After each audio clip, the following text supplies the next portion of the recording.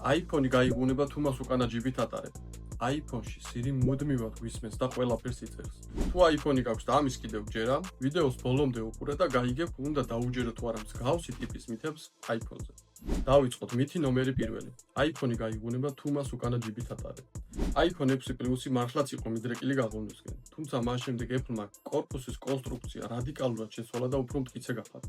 ეს iPhone-ის გაღუნება ჯიბეში თითქმის შეუძლებელია, თუ მასზე ძალიან დიდი ძალა არ იმოქმედებს. მითი ნომერი 2. iPhone-ზე ვიდეოს ან ფოტოს გადაღებისას ყველა ლინზა ერთდროულად მუშაობს. ბევრს გონია, რომ როდესაც ფოტოს ან ვიდეოს ვიღებთ, ყველა კამერა ერთდროულად მუშაობს. რეალურად კი, მხოლოდ ერთი კონკრეტული ლინზა მუშაობს. მაგალითად, თუ 2x-ით ვიღებთ, ამ დროს პასუხისმგებელია ერთი კონკრეტული ლინზა.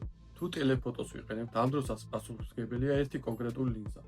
ანუ iPhone-ი ავტომატურად ირჩევს, რომელი ლინზა გამოიყენოს, ხოლო დანარჩენი სხვა ლინზები კი უბრალოდ ისვენება. მითი ნომერი 3. iPhone-ში Siri მუდმივად გვისმენს და ყველაფერს იწერს.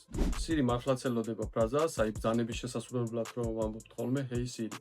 მაგრამ ამ დროს პროცესი ხდება ლოკალურად შენს ტელეფონში და არა სერვერზე. რეალურად Siri-სთან საუბარი იშიფრება და Apple-ის სერვერზე ანონიმური იდენტიფიკატორით იგზავნება. ის არ არის მიმბული თქვენ სახელსა და გვარზე, უფრო მეტიც iOS 15-დან თითქმის ყველა ბრძანება ლოკალურად მუშავდება და საერთოდ არ გადის თქვენი ტელეფონიდან. ტელეფონი არ გვისმენს იმ გაგებით, რომ ვიღაც ზის და ჩვენ საუბარს თუნდაც ფურცელზე იწერს. ის უბრალოდ ძალიან კარგად გვასკანინებს ჩვენი ციფრული ქცევის მიხედვით.